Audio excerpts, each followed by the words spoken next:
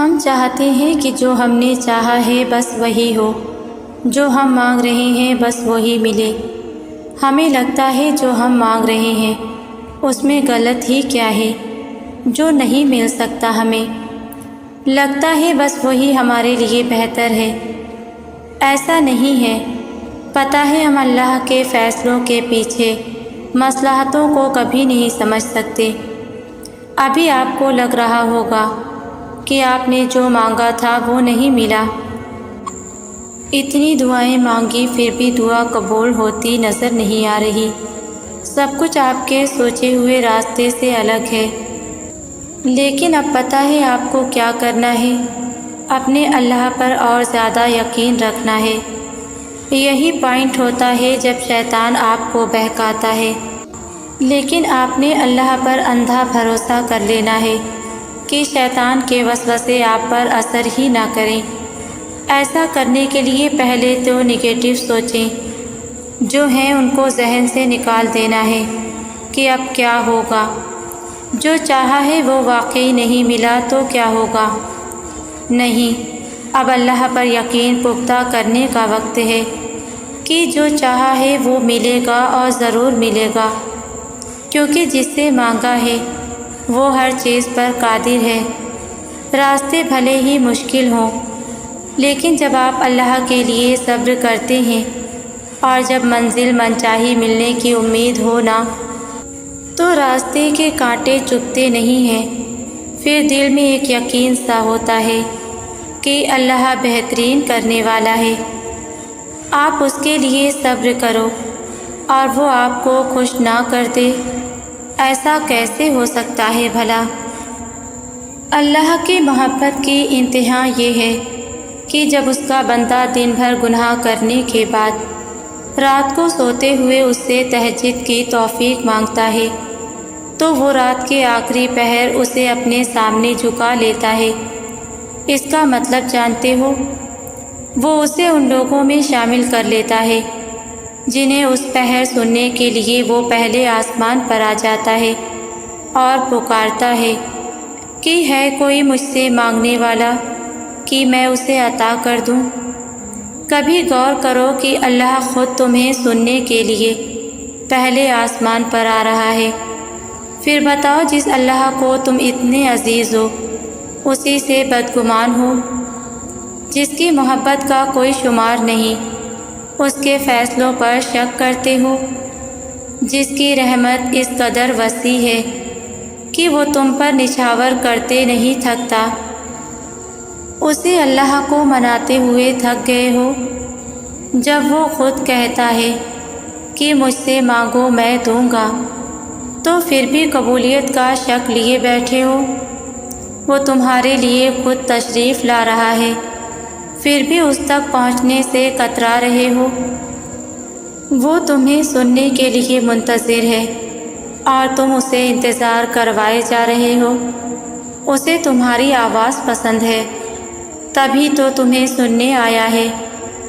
تو پھر بتاؤ جس کی آواز اسے پسند آ جائے وہ اسے خاموش کیسے دیکھ سکتا ہے؟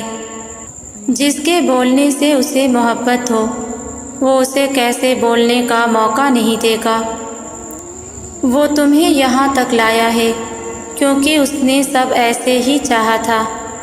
اگر اسے تم پیارے نہ ہوتے تو وہ کبھی بھی تمہیں تہجد کے سجدے تک نہ لاتا۔ وہ تمہارے دل میں کبھی اس پہر اللہ کو منانے کا خیال آنے ہی نہیں دیتا۔ اگر وہ نہ چاہتا تو تمہاری مجال ہی نہیں کہ تم چاہ سکتے۔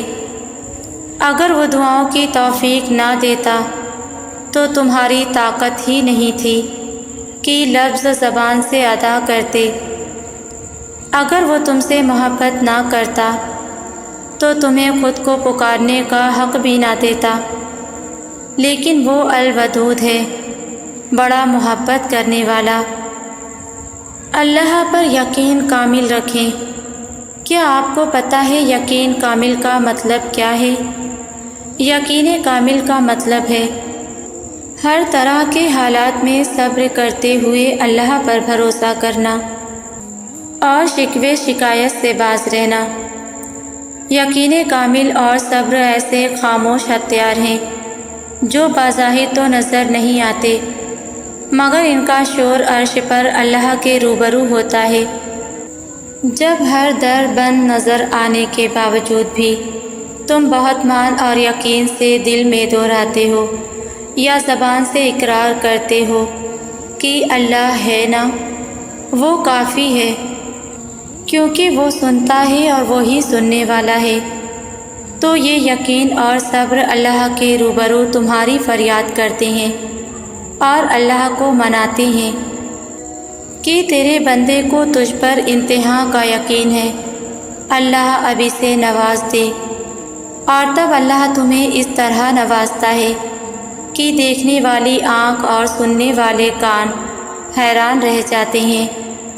جو سچ میں ناممکن لگ رہا ہوتا ہے وہ سب ممکن کے روپ میں تمہاری نظروں کے سامنے ہوتا ہے، اور یہ دلیل ہوتی ہے کہ اللہ تم سے راضی ہو گیا ہے اور اب وہ تمہاری رضا میں خوش ہے اور تمہیں بھی خوش کرنا چاہتا ہے۔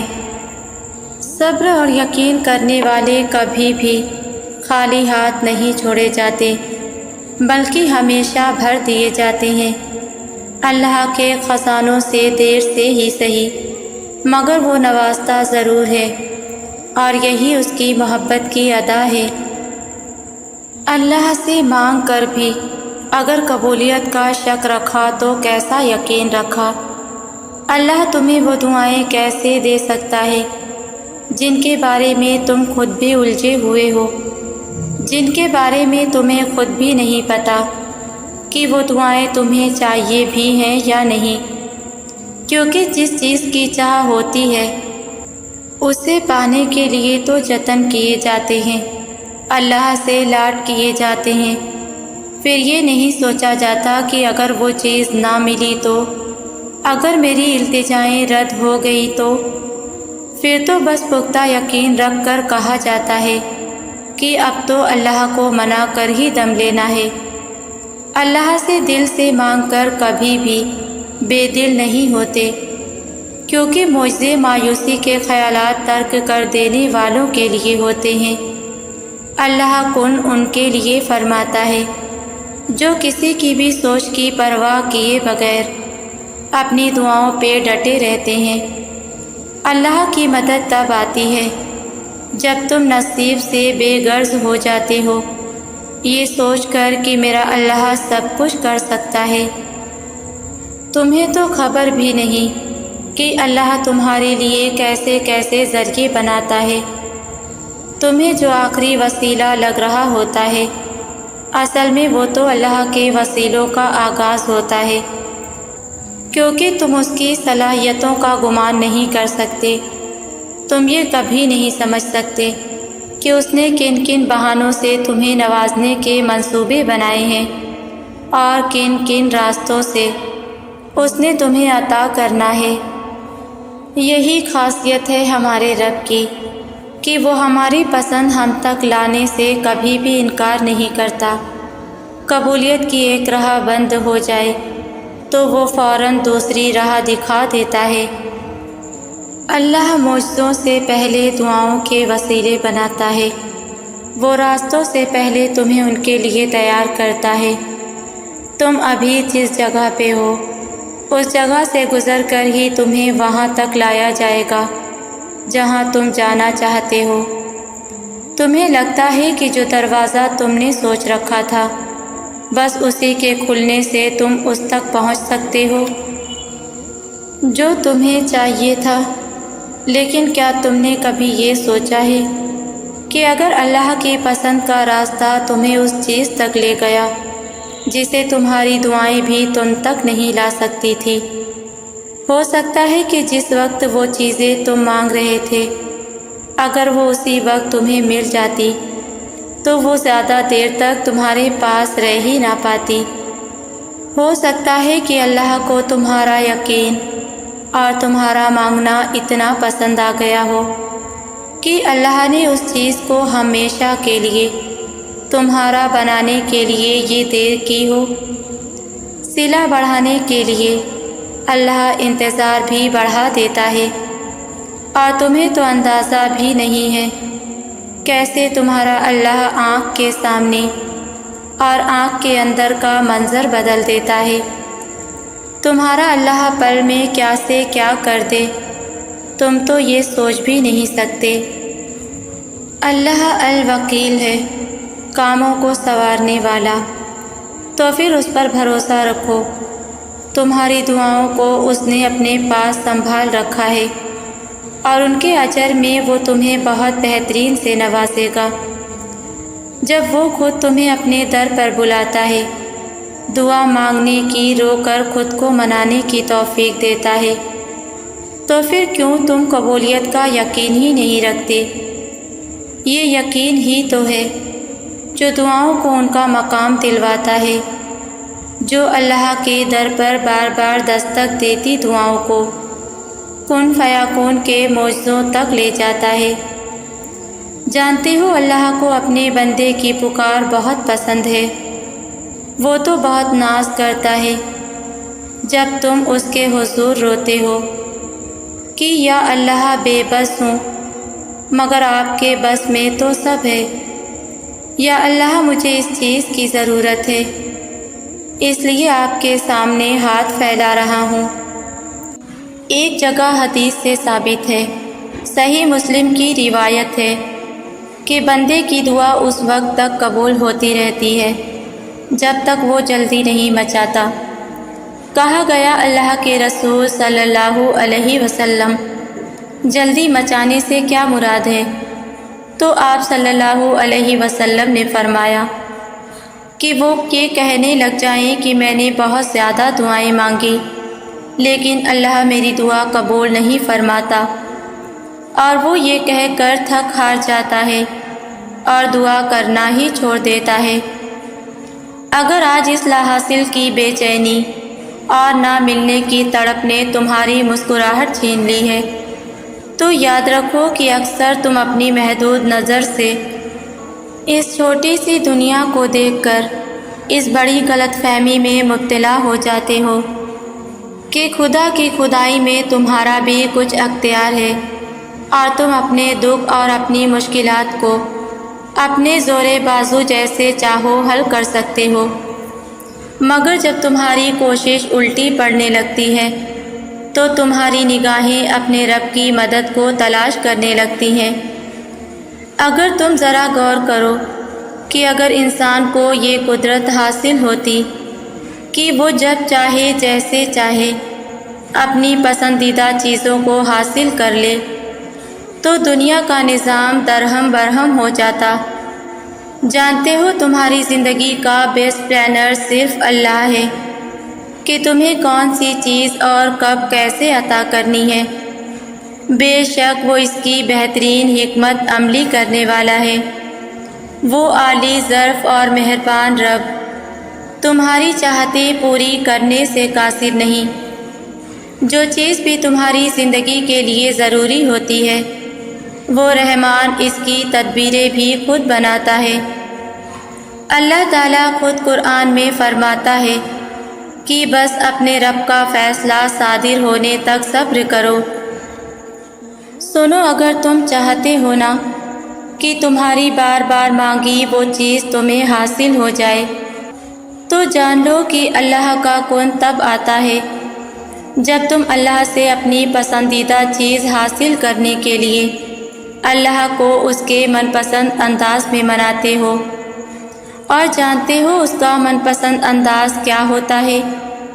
کہ تمہارے آگے اس راستے پر اندھیرا ہی اندھیرا ہو اور تمہارا دل بڑے اطمینان کے ساتھ اس اندھیرے راستے پر بھی اللہ سے روشن امید رکھتا ہو، نہ ہی بھٹکتا ہو اور نہ ہی غلط گمان رکھتا ہو۔ کیونکہ پتہ ہے معجزہ کیا ہوتا ہے؟ معجزہ وہ یقین ہے جو انسان کے اندر ہوتا ہے۔ دل میں جتنا گہرا یقین اترتا ہے نا، اور صبر جس قدر مشکل ہوتا ہے، وہ اپنے ساتھ اتنے ہی حیرت انگیز معجزے لاتا ہے۔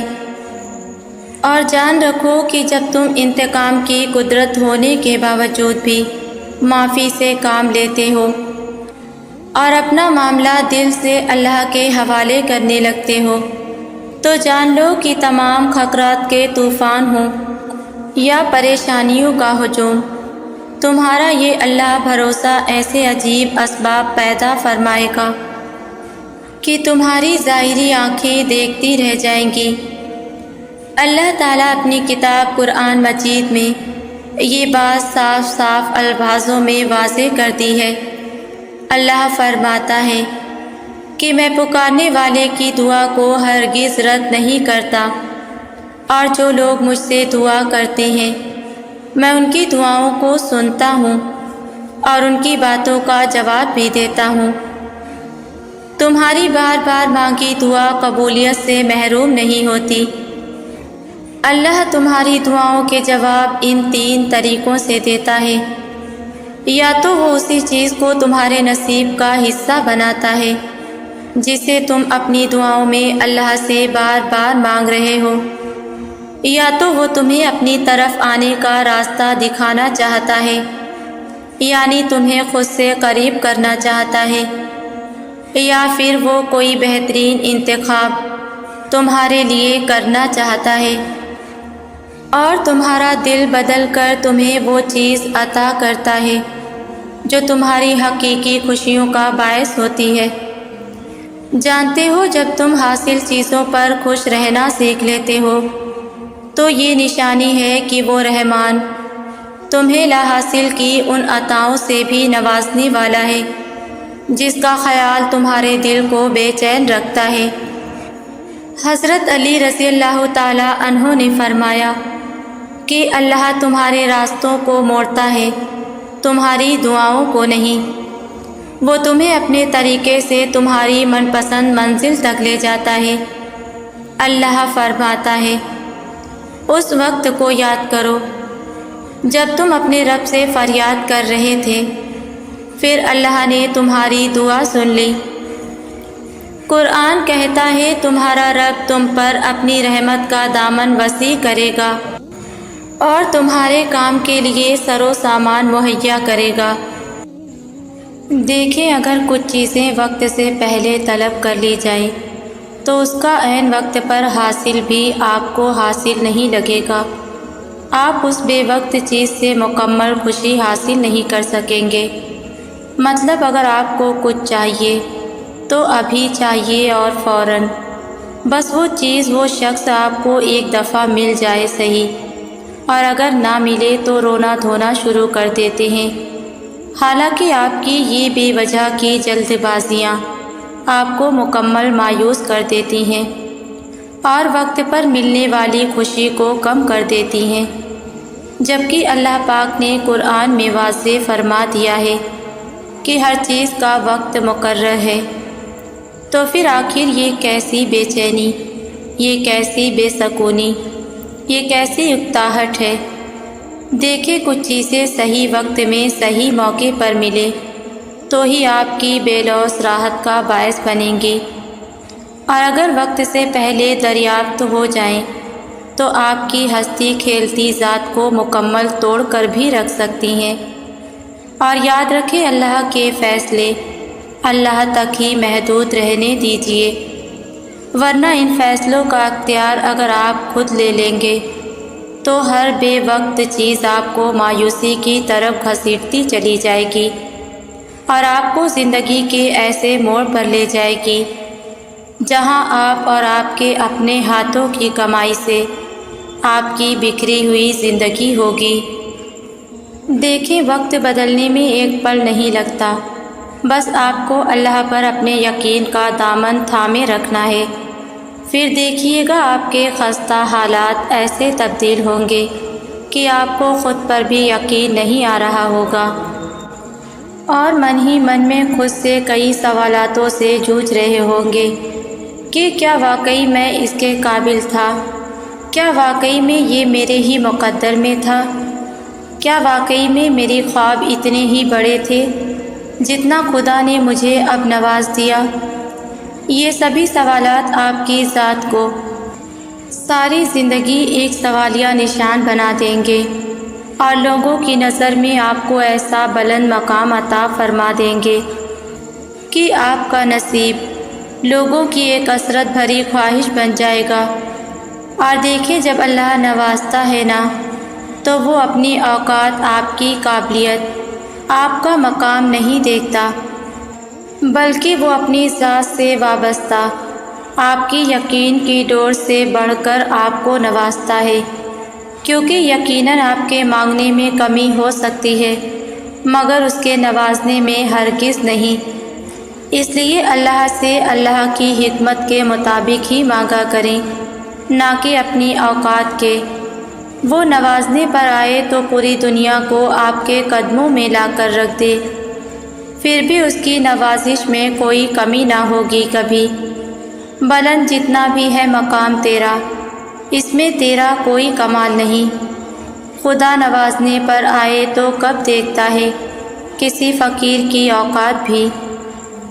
جب ہم اکیلے رہ جاتے ہیں، جب ہمارے پاس اپنا آپ بھی نہیں رہتا، جب ہمارے آنسوؤں کو صاف کرنے والا کوئی بھی موجود نہیں ہوتا، جب ہماری عرضیاں سننے والا کوئی پاس نہیں ہوتا، جب دنیا ہمیں تھامنے سے انکار کر دیتی ہے، جب رشتے ہمیں سرے عام دھتکار دیتے ہیں، جب ہمیں خود کو بھی ہماری آواز سنائی نہیں دیتی، تب بھی اللہ ہمیں سن لیتا ہے، تب بھی وہ ٹھہر جاتا ہے، تب بھی وہ تھام لیتا ہے۔